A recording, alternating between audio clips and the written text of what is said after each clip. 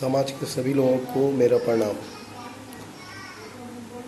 सबके मन में एक ही प्रश्न है कि आखिर संकट मोचन संगठन है क्या, ये क्या कार्य करना चाहती है, इसका उद्देश्य क्या है।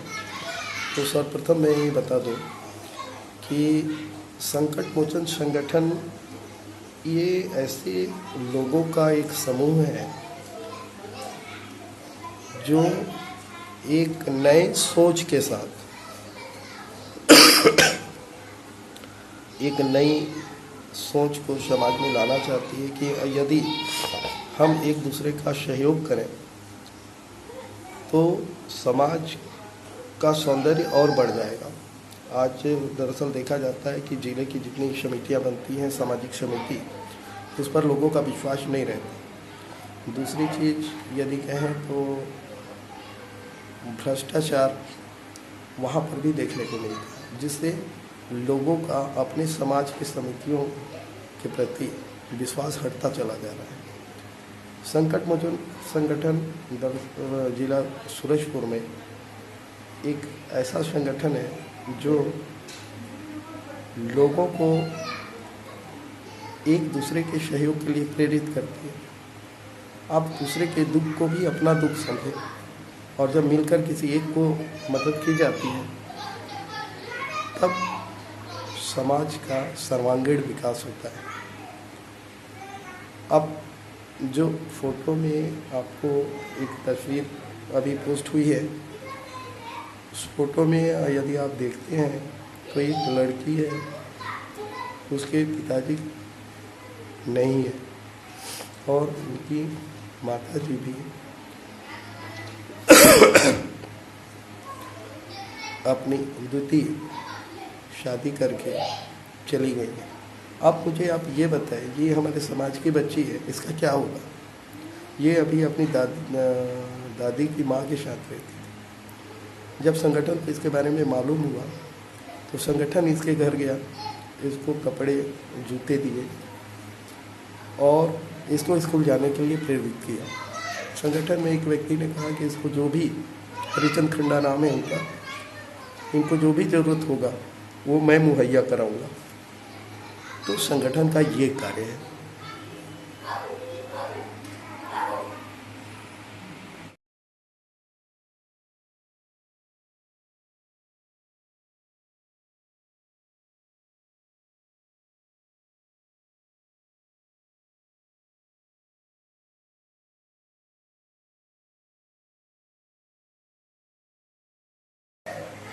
दूसरी, तीसरी और चौथी तस्वीर में आपको एक लड़का दिखाई दे रहा होगा। दरअसल ये बच्चा सिकलिंग बीमारी से ग्रसित है। इसकी तबीयत उस दिन शायद ख़राब लगी होगी। ये 4-5 बजे जिला हॉस्पिटल आया। डॉक्टर ने देखा, बोले कि हालत काफ़ी सीरियस है, इनको एडमिट कर लिया। अब इन्होंने अपनी माँ को फ़ोन किया, रूपा जी। अब रूपा जी भैया खान में उस समय कुछ वर्क से गई हुई थी। वो अचानक हॉस्पिटल पहुंची, 7 बज गए थे। बच्चे की हालत देखकर काफ़ी परेशान हुई। उस समय उनके पास कुछ भी नहीं था, कोई कपड़े नहीं थे, ठंडी का समय था, यहाँ तक कि मोबाइल का चार्जर भी नहीं था। उनको बस एक ही चीज़ याद आया कि संकट मोचन संगठन को फ़ोन किया जाए। उन्होंने संकट मोचन संगठन को फ़ोन किया। तुरंत ही संकट मोचन संगठन के सदस्य वहाँ पहुँचे और उनकी ज़रूरत की सामान जैसे कि बर्तन और कपड़े उनको दिए। सुबह साथ में चार्जर को भी उन्होंने चार्जर मुहैया कराई ताकि वो कभी इमरजेंसी में बात कर सकें। सुबह जब संगठन के सदस्य हॉस्पिटल गए तो पता चला कि लड़के की हालत बहुत ज़्यादा सीरियस है। अगर इमीडिएट ब्लड नहीं मिला तो कुछ भी हो सकता है। तुरंत ही संगठन के सारे सदस्य एक्टिव हुए और आनंद फानंद में ब्लड मुहैया कराई गई। इसमें सारे लोगों का सहयोग हुआ। तो ये संगठन का कार्य है। यदि इस तरह से लोग एक दूसरे का सहयोग करें तो लोगों का विश्वास बढ़ेगा।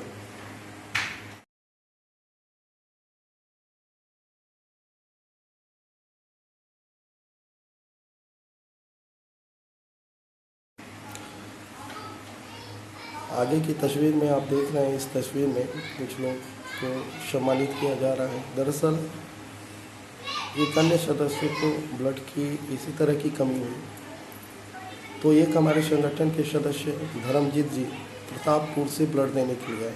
अनफॉर्चुनेटली उनका ब्लड मैच नहीं किया और ब्लड बैंक में भी नहीं था, तो हमारे संगठन के सदस्य कन्हैया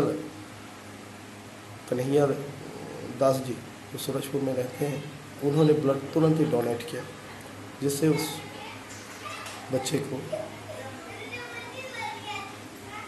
राहत मिली।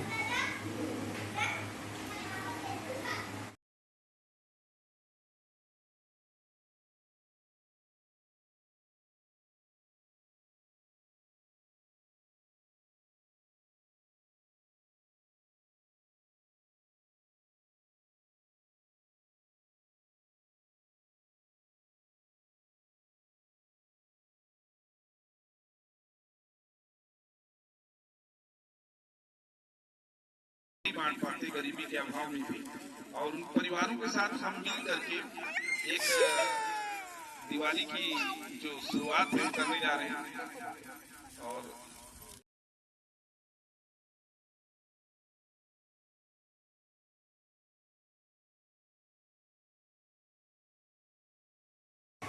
ये दिवाली के समय की बात होगी।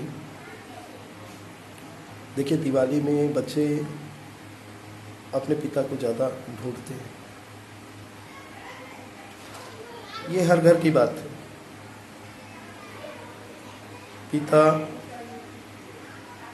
आएंगे, पटाखे लाएंगे, मिठाइयाँ लाएंगे, और हमारे समाज में कुछ घटनाएं ऐसी हुई थी। एक ग्राम पंडरी की घटना, जहां उस बच्ची के पिता 6 महीने पहले कोरोना से उनकी मृत्यु हो गई थी। दिवाली के समय उन बच्चों की आंखें अपने पिता को ढूंढ रही। यही एक घटना ग्राम कोटमी की है, जिसमें दिवाली के केवल 12 दिन पहले, 12 या 13 दिन पहले राजे राम नाम के एक शख्स की मृत्यु हुई। उनके बच्चे थे, और यही घटना प्यूरी में हुई। प्यूरी में 1 साल पहले उनके पिता की मृत्यु हो गई थी। और एक घटना प्रतापपुर के बिलारों में हुई, जिनके पिताजी एक्सीडेंट में खत्म हुए। और एक और घटना हुई थी जिसमें उनका जवान बेटा खत्म हो गया था, कमाने वाला वही था। संगठन ने सोचा क्यों न दिवाली आज इनके साथ मनाई जाए, तो संगठन इनके घर गया, बच्चों को पटाखे दिए, बच्चों को कपड़े दिए। ग्राम पंडरी के सारे लोग जब इस संगठन को देखे, उनके कार्य को देखे, तो सबकी आंखें नम हो गई थी। यही हाल ग्राम कोटमी में हुआ था। बहन कुसुम काफ़ी परेशान थी। हमारे संगठन की महिलाओं ने उसे सांत्वना दी। बच्चों को मैंने खुद कपड़े भेंट किए, और इस संगठन की वजह से ही हो सका, इसमें मेरा कुछ नहीं है। यही हाल ग्राम प्यूरी में हुआ, जहां हमारे संगठन के सदस्य दीपा जी और उनके हस्बैंड दोनों उनकी बच्ची के घर गए। हम लोग भी गए थे और उनको पटाखे और कपड़े दिए। बिलारो में भी हमने ऐसा किया, और रात को हम पहुँचे आपके ग्राम टेडरी में, जहाँ उनका जवान बेटा ख़त्म हो गया था। पिता अपाहिज है, कैसे करे काम। ऐसी स्थिति में उनको शॉल भेंट की गई और ये विश्वास दिलाया गया कि कोई परेशानी हो तो संगठन को ज़रूर बताएं। संगठन लोगों का एक समूह है, कुछ लोगों का समूह है जो खुद ही आपस में राशि एकत्र कर लोगों की मदद करती है। तो संगठन का ये कार्य है।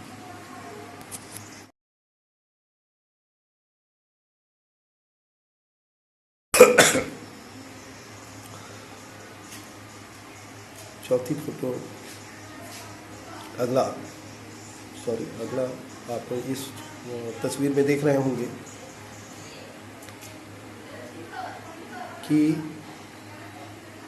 एक व्यक्ति, उस समय ठंडी का समय था, एक व्यक्ति जंगल में फंस गया। सागरपुर जंगल यहीं पास में, सूरजपुर के पास में है। उसकी गाड़ी खराब हो गई थी तो उसको कुछ नहीं सूझा। उसने घर में फ़ोन किया, घर के किसी सदस्य, उसके मित्र, संकट मोचन के सदस्य, संगठन का नंबर, किसी एक सदस्य का नंबर था। उन्होंने मुझे फ़ोन किया कि वो फंसा हुआ, क्या कुछ हो सकता है। तो मैंने संगठन के और सदस्यों को फ़ोन किया तो उसमें सागरपुर से बिल्कुल करीब 4 किलोमीटर दूर हमारे एक संगठन के एक सदस्य रहते थे। उन्होंने कहा कि मैं तुरंत निकल रहा हूँ और वो वहाँ गए। गाड़ी को उन्होंने दूसरी जगह रखवाया और उनको सकुशल उनके घर तक पहुँचाया। ये है संगठन का कार्य।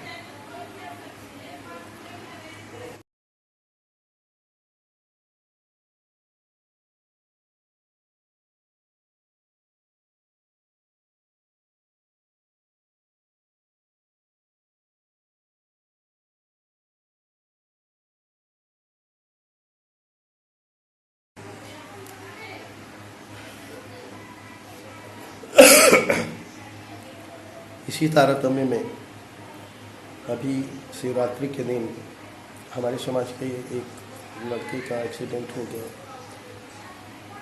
हम लोग को जानकारी मिली कि एक्सीडेंट ही हुआ है और वो सीधे कोमा में पहुंच गया। रायपुर एडमिट हुआ। उनका परिवार मध्यम वर्गीय परिवार है। रायपुर जैसे जगह में खर्चे हैं, मेडिकल के खर्चे हैं, बहुत सारे खर्चे हैं और तुरंत ऐसी हालत किसी को भी परेशान कर सकती है। संगठन तक इसकी बातें पहुंची। संगठन ने कहा आप अपना अकाउंट नंबर हमें दें और जब अकाउंट नंबर उन्होंने पोस्ट किया संगठन के व्हाट्सएप ग्रुप में तो किसी ने 200 रुपये, किसी ने 500 रुपये, ऐसा करके लमसम 9 से 10 हज़ार इमीडिएट उनके खाते में चले गए।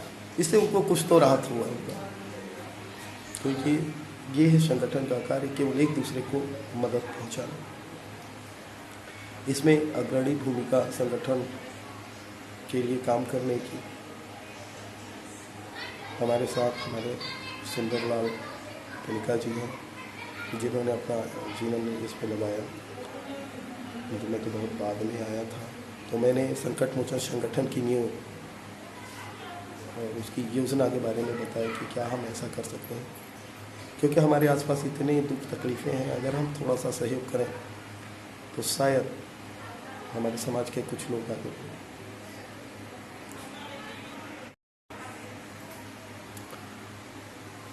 अगली तस्वीर आपको फ्री शिक्षा की दिख रही होगी। हम लोग गांव-गांव में कमज़ोर बच्चों को छांटते हैं, 15 दिन उनकी क्लास लेते हैं, ताकि जो गरीब परिवार के बच्चे हैं वो भी आगे बढ़ सकें। और ऐसा वर्क मैं कहता हूँ हर किसी को करना चाहिए, खासकर हमारे समाज के बच्चे। तो ये है संगठन का कार्य। अभी बहुत सारी सोच इस पर इन्वॉल्व हो रही है, लेकिन आज संकट मोचन संगठन हमारे जिला सूरजपुर के लिए एक उम्मीद की किरण बनती जा रही है। ठीक है, अभी हमारे पास आर्थिक कमजोरी है, लेकिन जितना है उससे तो हेल्प कर ही सकते हैं। माफ़ कीजिएगा, आज मेरी तबीयत कुछ ख़राब है। कुदरगढ़ से अभी भी आया हूँ। हमारे अपने परिजन अपने समाज के लोगों की सेवा करते थे, उसमें सब समाज के लोग भी थे। भंडारे का आयोजन किया गया था, लेकिन इससे कहीं ज़्यादा हम लोगों की मदद करने में अपना समय देते हैं। और बस संकट संगठन एक सोच है कि हर कोई ऐसा सोचे तो समाज का जो सौंदर्य है वो बढ़ेगा, लोगों का एक दूसरे पर विश्वास बढ़ेगा।